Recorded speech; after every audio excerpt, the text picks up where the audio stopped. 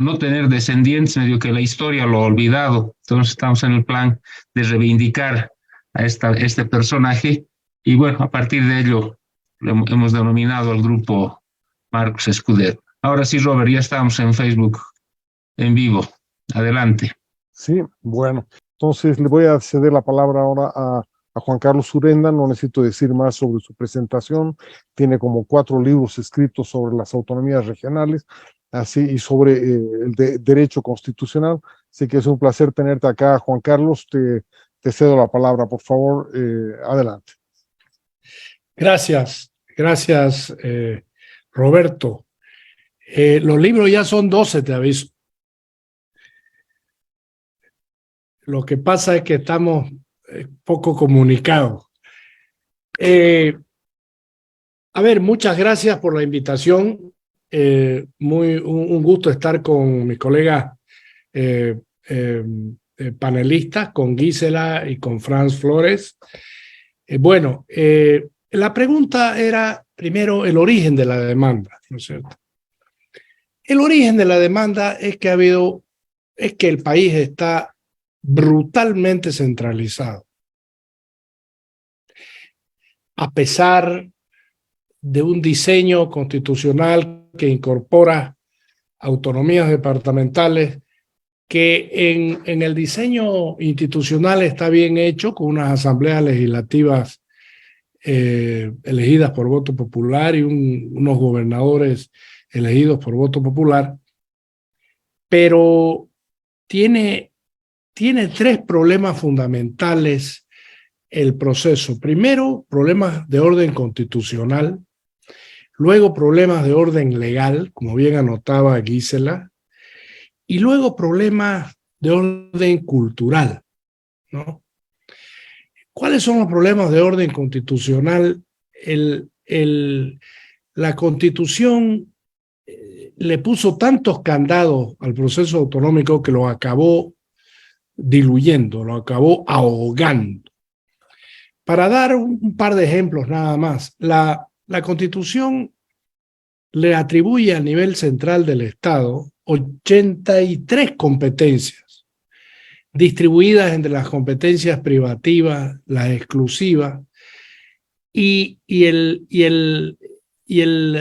la trampa estuvo en las competencias concurrentes y compartidas, porque las concurrentes y compartidas quien dicta la ley es el nivel central, así que son también del nivel central. Lo que suman 83, para que ustedes se den una idea de esta magnitud. La Constitución española le da 32 competencias a nivel central. Nosotros tenemos 83 competencias.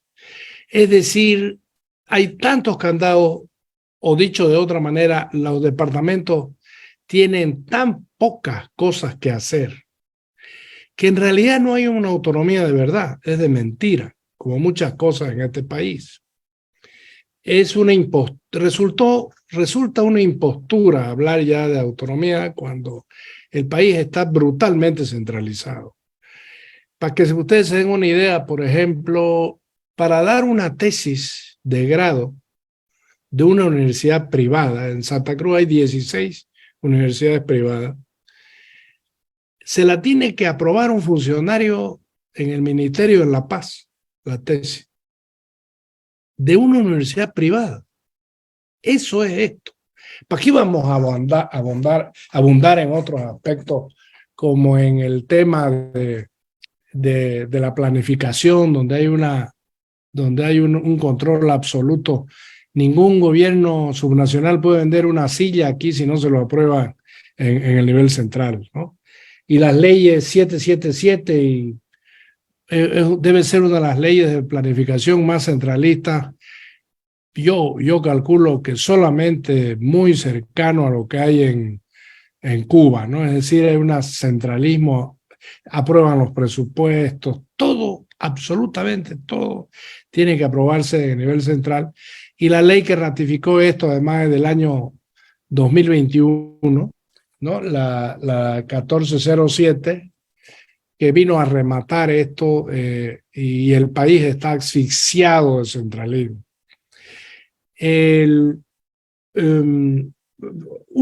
para que veamos uno de los aspectos de esta Constitución, por ejemplo, es la cláusula residual.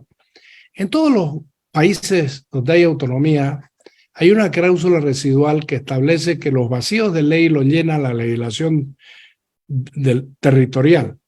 En Bolivia es al revés. El artículo 297 establece que ante vacío de la ley es el nivel central el que lo llena. Es decir, le pusieron tantos candados que lo echaron a perder una idea tan excelente y tan brillante. Luego viene el problema legal. El gobierno del MAS se ha dedicado a dictar normas que violan la Constitución, tremendamente centralista, pero de una manera engañosa, porque crea un Ministerio de Autonomía de mentira, que no ha autonomizado nada, ni un peso boliviano, ni una norma, y ahora ya está subsumido ese Ministerio de Autonomías disque en una viceministerio del único lugar donde no debiera estar, que es el Ministerio de la Presidencia, que es el centralizador por excelencia. Pues sí, es gracioso.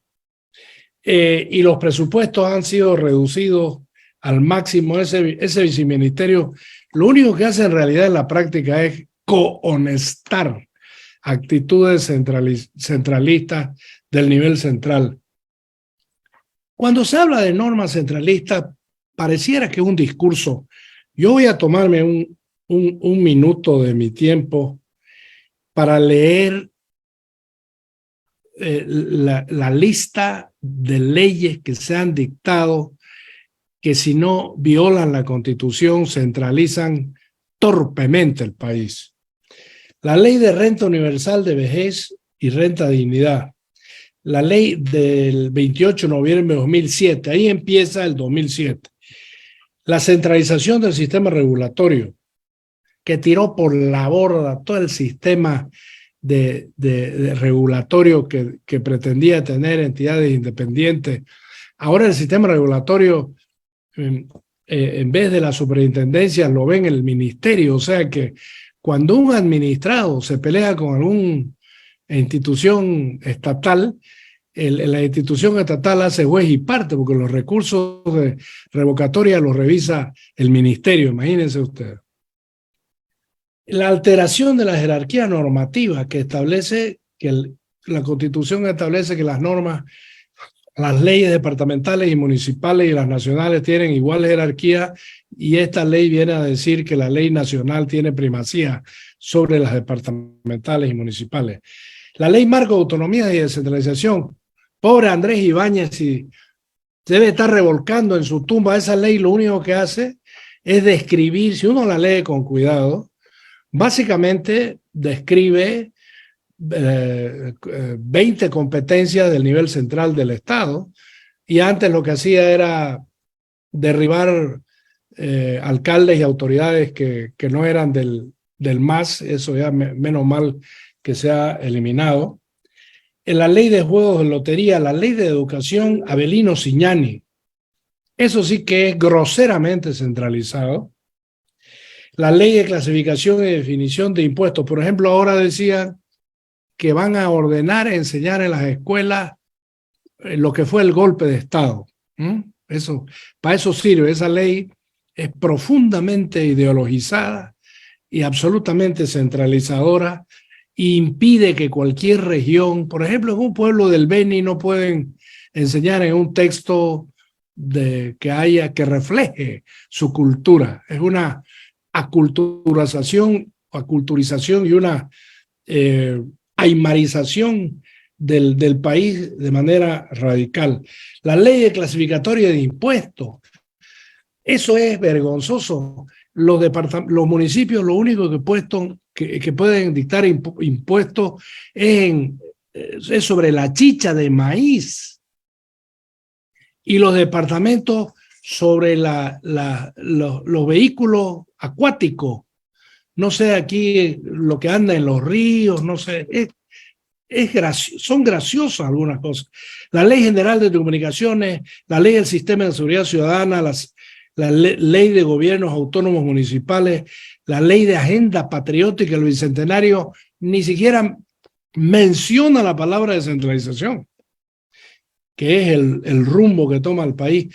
La Ley de Promoción para Inversión de Explotación Hidrocarburífera, ¿no? Donde le sacan el 12% al IDH, la Ley de Planificación Integral del Estado 777, la Ley del Deporte 804 y la última, que es la estrella rutilante, la Ley del Plan de Desarrollo Económico y Social de 10 de noviembre del 2021, donde acaba de recentralizar de manera absoluta el país. Bueno, para dar una idea, por ejemplo, de los recortes centralistas a través de la ley, el IDH, por ejemplo, ha sufrido un recorte del 30% con la renta universal de vejez, un 10% que le quitan a los departamentos para la policía y un 12% de un fondo de compensación hidrocarburífero.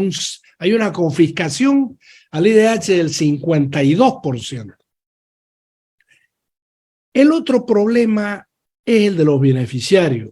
Aquí se juntó un poco el hambre con las ganas de comer, porque los beneficiarios del proceso autonómico no han reclamado como debieran haberlo hecho cuando se han dictado estas normas y no han ejercido su derecho a una real autonomización, incluido, por supuesto, el gobierno departamental de Santa Cruz.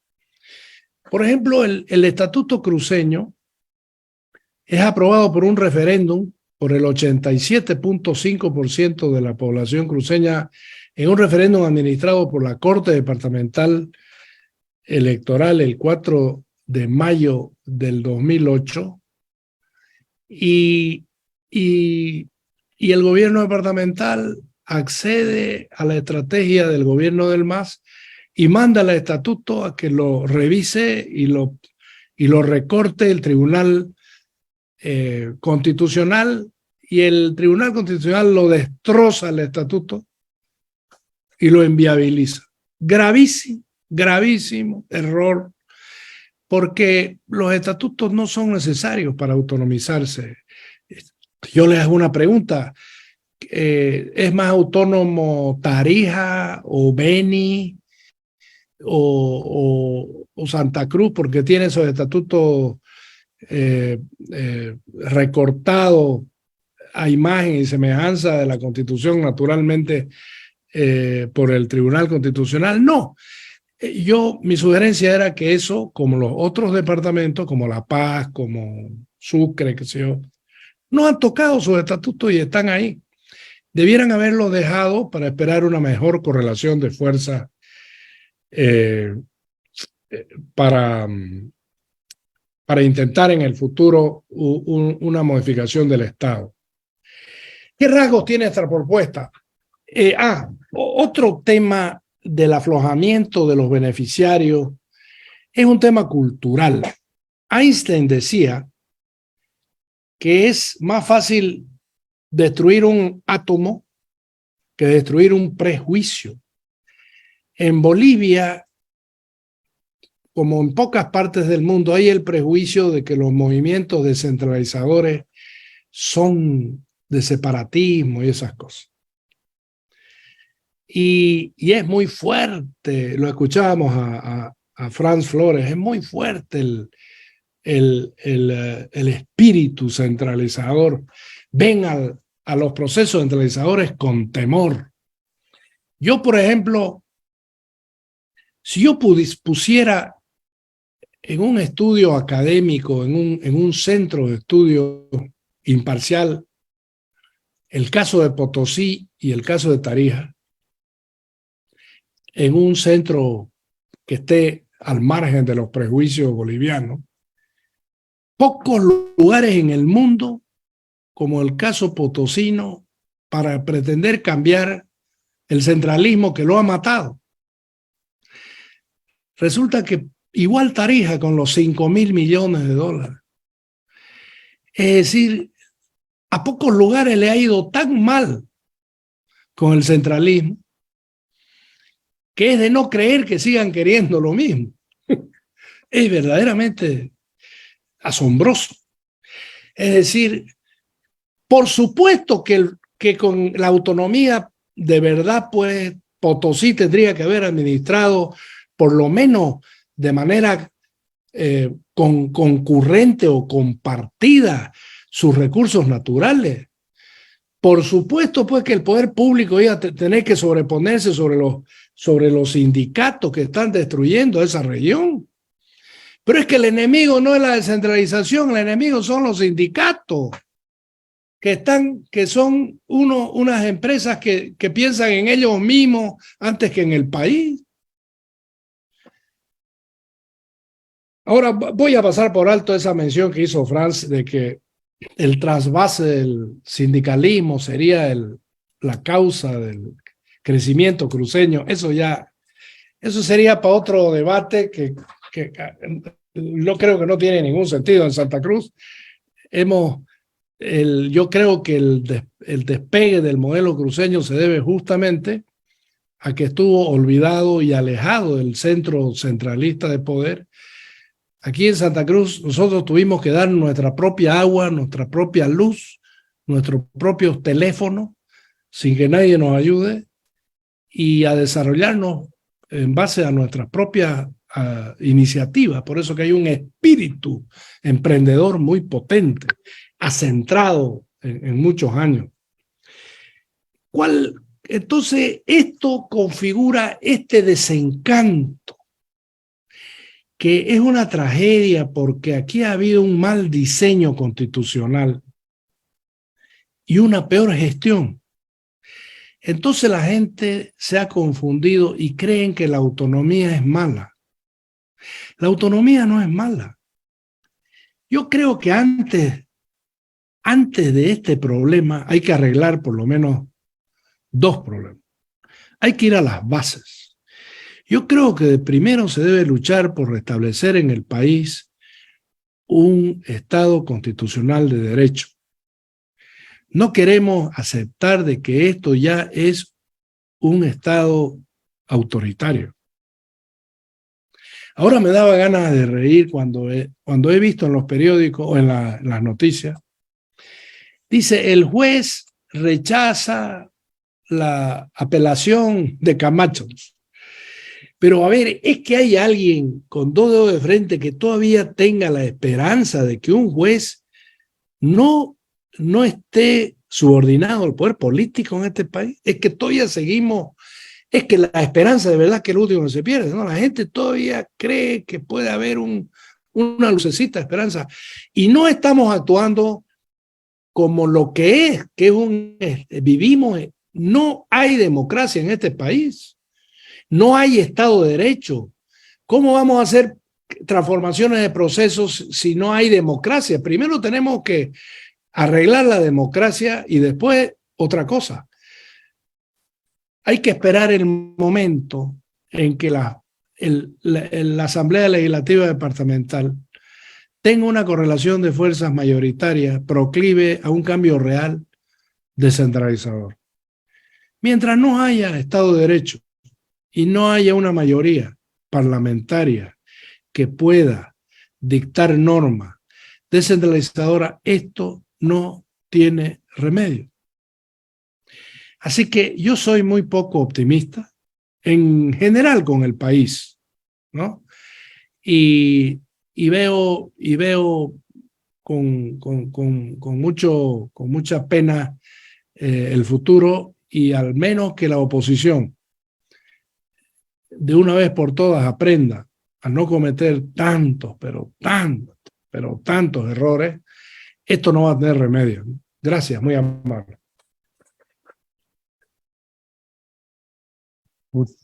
Muchas gracias, Juan Carlos. Has dejado medio descorazonados, pero creo que es necesario ser claros y contundentes en las reflexiones y profundamente sinceros, además. Como es habitual, voy a pedir a los participantes que levanten la mano o pidan la palabra por el chat si así lo desean. Y mientras se animan, voy a hacer un par de comentarios, ¿no? Me parece que uno de los temas que ha salido acá es este tema de la cultura política, al que se refiere explícitamente Juan Carlos, pero también lo ha mencionado Frank, ¿no? Esta idea del nacionalismo como opuesto al regionalismo. Pero creo que en cierto modo también hay una especie de confusión en la ideología nacionalista boliviana que considera que lo verdaderamente nacionalista es el estatismo. Y en realidad es una confusión muy grande porque cree que la nación y el Estado son la misma cosa, ¿no? Y entonces ese sindicalismo que reivindicaba la idea nacional, etcétera, en realidad reivindicaba un Estado más centralizado, más controlador y más fuerte, que rija no solamente el manejo de los recursos económicos, sino todo el manejo político, cultural, etcétera, del país, ¿no? Entonces me parece que ese es un tema inicial que vale la pena reflexionar sobre esto. El segundo es una ilusión que tiene que ver con el problema del desequilibrio territorial. A veces creemos que es posible superar los desequilibrios territoriales. Y pues si hay algo que es inherente a la geografía, es la desigualdad, pues. La distribución, los recursos naturales están distribuidos desigualmente, siempre. El clima no es el mismo en uno que en otro lado. El carbón se concentra más en unas partes que en otras, el oro, el petróleo, todo es así. El territorio es por esencia y por antonomasia desequilibrado, y por eso el desarrollo también es desequilibrado. Otra cosa que sea inequitativo, pero desequilibrado ha sido, va a ser, es y será siempre desequilibrado. Y no hay ningún modelo político que arregle eso. Ni el estatismo centralista, ni el federalismo, ni las autonomías, ¿no es cierto? Pretender que el desequilibrio territorial se corrija con un modelo institucional es completamente falso. Y esto creo nos lleva a un tema que ha estado presente claramente en las tres exposiciones, y es esta idea de que hay un resentimiento con este modelo de Estado, porque es un modelo de Estado que está funcionando de espaldas a la mayor parte de la realidad de la gente, de la vida cotidiana, porque a unos los engaña y no les cumple, caso de los indígenas, por ejemplo, ¿no es cierto? Que ha sido claramente una, como se dice en lenguaje vulgar, un engaño, una impostura, ¿no? Lo han mostrado claramente en sus exposiciones, creo, los tres. Y en gran medida el resto de los ciudadanos que quieren pues Estado de Derecho, que quieren democracia, que quieren participación, y que este modelo de Estado, con pretensión de autonomía, con pretensión de plurinacionalismo, etcétera, no está dando respuesta. Entonces, hay una fuerte desilusión, hay un resentimiento que debe ser resuelto de otra manera. Pero creo yo, hay también una importante llamada de atención que nos hace Juan Carlos al final, es que la prioridad para resolver todo esto es recuperar la democracia, recuperar un mínimo de poder al ciudadano, ¿no? En la medida en que este poder esté alojado en un partido, en unos burócratas y en unos empleados públicos que están manejando los recursos políticos, culturales y económicos del país, pues va a ser muy, muy difícil que las regiones, las ciudades o los grupos corporativos mismos alcancen sus fines y objetivos, porque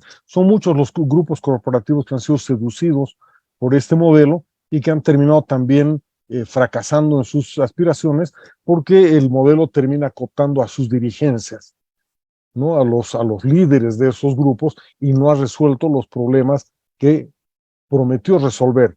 Háblese de los campesinos, háblese de los empresarios mineros, incluso hablemos ahora de los cooperativistas, ¿no? Que son una fuerza corporativa muy grande que está influyendo de manera determinante en el manejo del Estado. Tenemos en este momento un comentario. Pide la palabra primero Alberto Celada. Le pido a Alberto que abra su micrófono y la tome. Posteriormente, José Rafael Vilar. Y si no hay nadie más, entonces volveríamos a darles la palabra a los panelistas la propia Gisela está pidiendo la palabra, así que le vamos a dar a ella la palabra y daríamos la vuelta con Franz y con Juan Carlos. Les pido a los panelistas ser breves, por favor. Tenemos cada uno 2-3 minutos máximo. Alberto Celada, por favor, bienvenido a la sesión.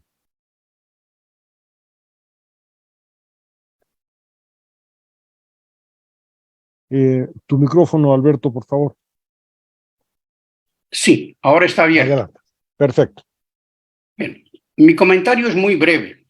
Yo vine acá con mucha expectativa para que los principales expositores hagan una exposición muy clara sobre qué es el federalismo, pero salgo un poco frustrado porque no salgo satisfecho de las explicaciones que dan. Nos hemos olvidado de las experiencias históricas del federalismo. ¿Qué es el federalismo? Es la construcción de una forma de organización estatal. Las grandes federaciones que existen actualmente son los Estados Unidos, Alemania, Rusia, principalmente. Pero ¿cuál es la característica de los procesos históricos que condujeron a esa forma de organización estatal? Es una cesión de competencias por entidades antes soberanas hacia una entidad nueva. Esa es la característica del federalismo. Las provincias coloniales del Norteamérica deciden ceder varias competencias para construir una federación de estados. Lo mismo ocurre en Alemania. Los múltiples estados alemanes renuncian a varias de sus competencias y facultades y ceden esas facultades y competencias a una entidad central. Y segundo factor que es importante en estos dos grandes fenómenos, generalmente, históricamente, el proceso de la federación ha sido liderizado, conducido por algún poder más fuerte, más hegemónico. En el caso de Alemania era Prusia. Prusia era un reino fundamental para condicionar el surgimiento de una federación de estados alemanes, ¿no? Lo mismo ocurría en América del Norte. La provincia de Virginia fue crucial para conducir el proceso de federación de las restantes provincias de Norteamérica. En cambio, nosotros hablamos de federalismo a la inversa. Creemos que el federalismo se construye porque un poder central cede sus competencias a poderes descentralizados.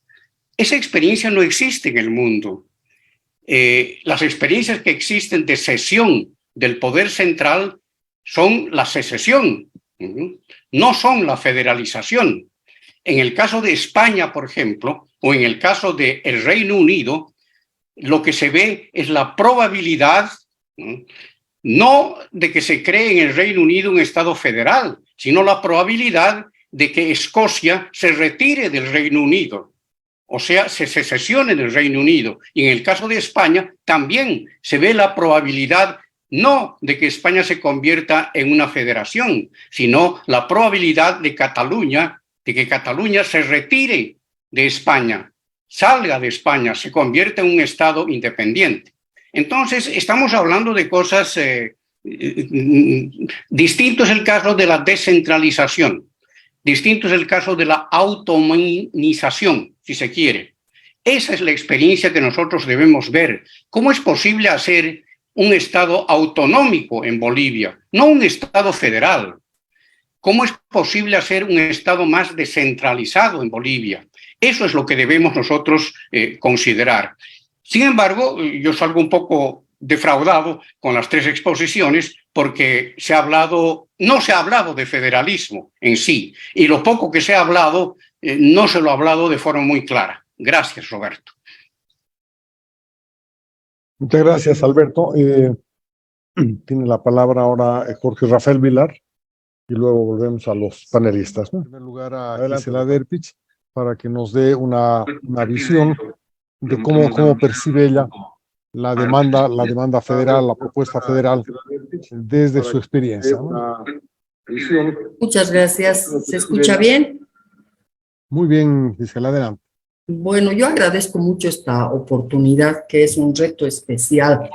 Fíjense cómo se me ha presentado, yo soy potosina, siempre he vivido allá hasta que decidí salir, estuve 2 años en Cochabamba, me fui por motivos muy personales y ya no pude volver a Potosí porque la altura es algo terrible, entonces decidí venirme al Valle Chapaco, conociendo ya cómo es la vida aquí, cómo es el medio aquí. Y digo que este es un desafío porque suelo tener muchísimo cuidado al referirme a la realidad tarijeña, dado que hay unas sensibilidades especiales que seguramente tocaré un poco de pasada y que pueden servir para comprender la exposición. Quiero dejar claro que, como también Roberto ha dicho, estas son unas impresiones personales alimentadas por un diálogo permanente con personalidades de Tarija de diferentes sectores sociales, algunos muy estudiosos, otros más bien con una experiencia de vida acumulada y con una